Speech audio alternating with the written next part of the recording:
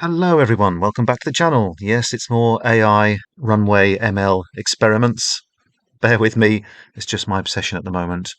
I'm adding in picture prompts and now text prompts to video in Magic AI, which I did demonstrate in an earlier video here, in order to try and reimagine some of the Bleep and Booster artwork from the 1960s. So I thought we'll use the rocket from the first Bleep and Booster annual, which is when Booster builds the rocket, flies into space, and then runs out of fuel.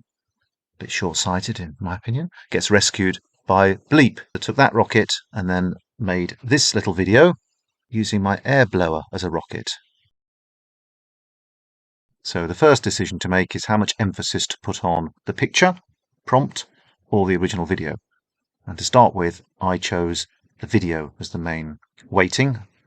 It's like pretty much all of the weighting was on the video and very little on the rocket. And here's the result, slowed down.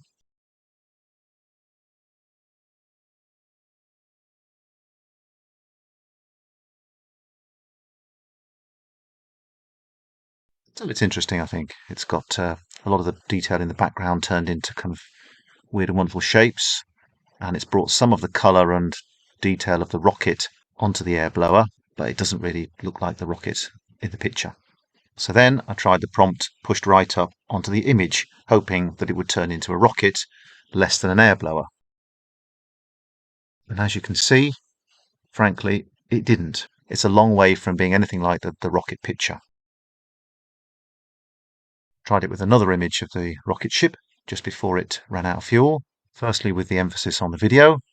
Quite like this one, actually. And the second with the emphasis on the image.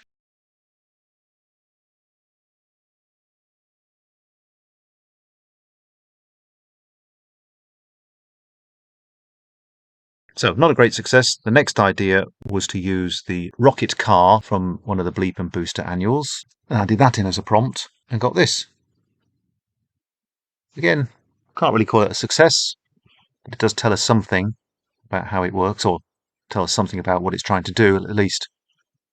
With the two characters inside the car, you can see it's turned the rocket into a kind of half human thing. It's got, is it hands at the end? So it's kind of like a living thing. Very, very odd, and not at all what I was looking for.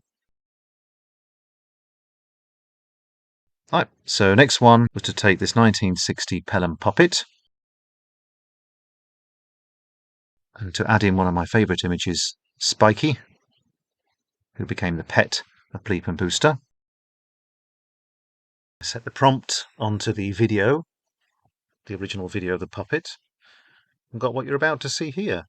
And I think it's one of my favourites, actually. I think this is really rather good. You can see the kind of pot and the flowers from the video and the puppet as well. And it has interpreted it in that style. So it doesn't really look like anything like Spiky, I have to say, but it really has captured something of the feel of it. And for the first time, I'm starting to think this has some kind of promise to it. Now, next up, I changed the prompt weighting from video to picture to try and get it to look like Spiky, if we possibly could.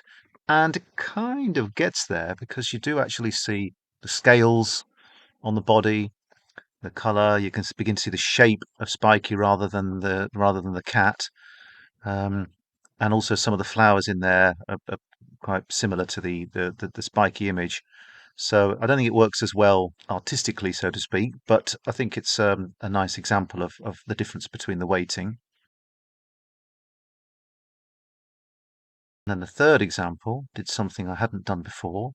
I took the picture of Spiky and I put that into Midjourney, which I've talked about on previous occasions. And it has a feature which I only discovered a couple of days ago called Describe. You put the picture in and ask Midjourney, the AI, to describe the picture. And it comes up with 4 descriptions. Pick the one you like. I like the first one.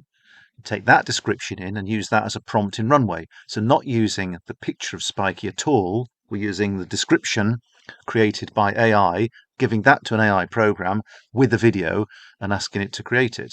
And it came up with this, which artistically is the worst of the lot. It's pretty awful, but it's rather interesting to think that that has created that without any actual image prompt. It's purely done on text. So that's the experiment so far. More to come. And thanks for watching.